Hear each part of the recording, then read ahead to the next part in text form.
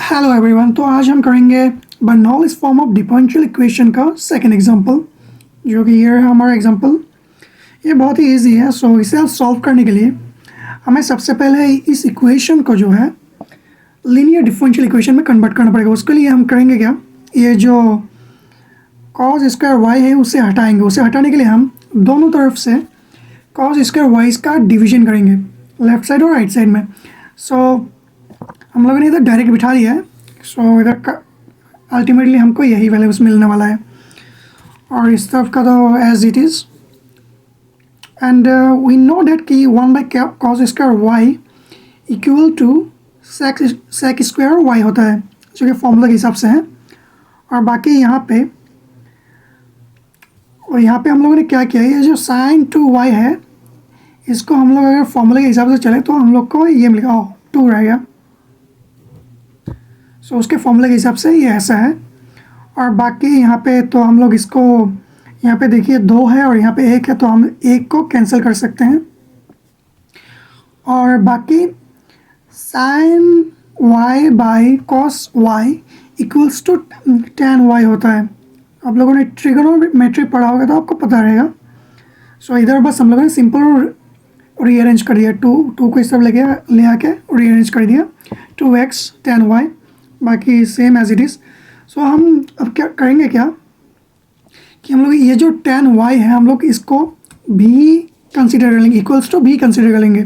सो इसको अगर x के रिस्पेक्टिव में हम लोग डिफ्रेंशिएट करेंगे तो हमें ऐसा कुछ मिलेगा, और इस तरफ भी यही।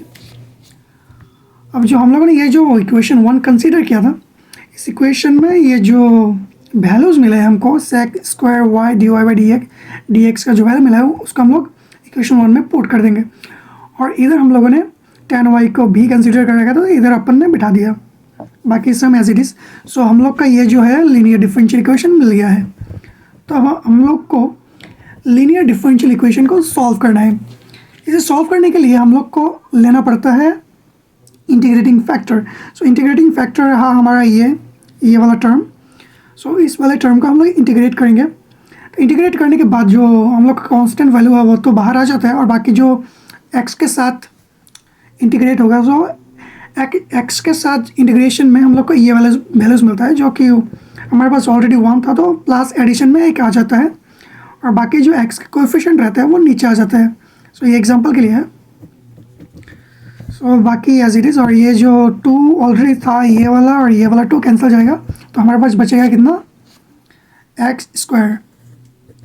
सो हमको मिल गया हमारा इंटीग्रेटिंग फैक्टर। अभी हम लोग सॉल्व करेंगे ये वाला linear differential equation. Linear differential solve करने के लिए हम लोग के पास एक फॉर्मूला है जो इस तरह का होता है। पहले तो हम लोग लेते हैं जो यहाँ का जो भी है वो रखते हैं, और बाकी इंटीग्रेटिंग फैक्टर के साथ मल्टीप्लिकेशन करते हैं, और बाकी ये इंटीग्रेशन में इस तरफ का जो वैल्यूज़ रहता है वो उस वैल्यूज़ को इधर पुट करते हैं, और बाकी इंटीग्रेशन फैक्टर के साथ मल्टीप्लिकेशन कर देते हैं। सो हम लोगों ने इधर एज इट इज़ बिठा दिया है, जो कि एज फॉर्मूले के हिसाब से। और बाकी मैंने इधर थोड़ा सा चेंजेस किया है कि हम लोग एक्स क्यूब को कुछ इस तरह से तोड़ सकते हैं ना, x cube equals to x square और x1, तो एडिशन में जाके ये एक्स क्यूब ही बनता है अल्टीमेटली। सो हम लोगों ने कुछ इस तरह से किया है ताकि ये करने का हमारा जो इंटेंशन है वो है कि प्रॉब्लम को सॉल्व करने में आसानी हो जाए। यहाँ पे हम लोगों ने चीज़ों को सीधा सीधा ले लिया है। यहाँ पे हमारे पास ये कुछ इस प्रकार का होना था, x square x square D x, कुछ इस तरह का हमारे पास होना चाहिए था, एक्स डी एक्स। सो हमारे पास ऑलरेडी ये था, तो हम लोगों ने इसको सॉल्व कैसे किया तो मैं वो दिखाता हूँ।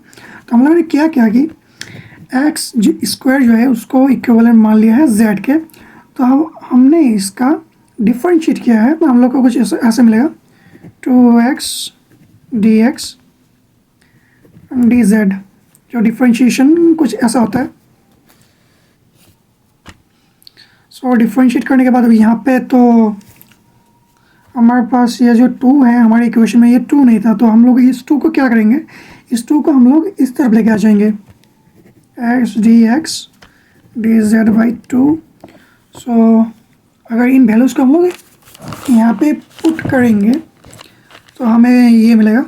और बाकी जो यहाँ पे कांस्टेंट वैल्यू था 1/2 यानी कि हाफ, इसको हम लोगों ने बाहर ले लिया। और बाकी जो यहाँ पे इसको ऐसे और बाकी जो यहाँ पे जो है इसको हम लोगों ने यूवी रूल का इस्तेमाल करके सॉल्व किया है। तो यूवी रूल का एक फॉर्मूला इंटीग्रेशन का यूवी रूल है। सो ये कुछ इस प्रकार का है, यू जो है इसको ऐसे बाहर रखते हैं, बाकी भी क्या होता है इंटीग्रेशन, फिर integration again differentiation of you, और फिर ये भी रह जाएगा। सो हम लोग को यहाँ पे क्या मिला है, जेड ई जेड। सो जेड यहाँ पे जेड बिठाएंगे तो जेड हम लोग को मिल जाएगा, और इंटीग्रेशन ई जेड का इंटीग्रेशन ई जेड ही रहेगा। चेंजेस तभी होगा जब यहाँ पे 1 से ग्रेटर वैल्यूज़ होगा, तब जाके ये हमारे नीचे आएगा। सो 1 का 1 ही रहता है, 1 होने से कोई फ़र्क तो पड़ता नहीं है ना नीचे होने से। और यहाँ पे z का डिफरेंशिएशन z के रिस्पेक्टिव में होगा तो हमें मिलेगा 1। सो 1 को ऐसे ना लिखने से भी चलता ही है, बाकी ई जेड का डिफरेंशिएशन इंटीग्रेशन कैसा भी हो ये ऐसा ही रहता है। और बाकी ये रहा हमारा कांस्टेंट, ये वाला लाइन सिमिलर है एज इट इज़, ये वाला सेम ही है यहाँ पे। सो ये जो है हाँ 1/2 हम लोगों ने ये जो ई जेड है इसको हम लोगों ने कॉमन निकाल लिया है। यहाँ पे कॉमन निकालने के बाद आप ये ये ई जेड को हम लोगों ने कॉमन निकाल लिया है। अब करेंगे ये यहाँ पे जो ई एक्स स्क्वायर है हम लोग इसको इस तरफ लेके आ जाएंगे। इस तरफ लेके आने के बाद यहाँ पे ऑलरेडी हमारे पास ई जेड था, जो कि ई जेड कैंसिल आउट हो जाएगा। और बाकी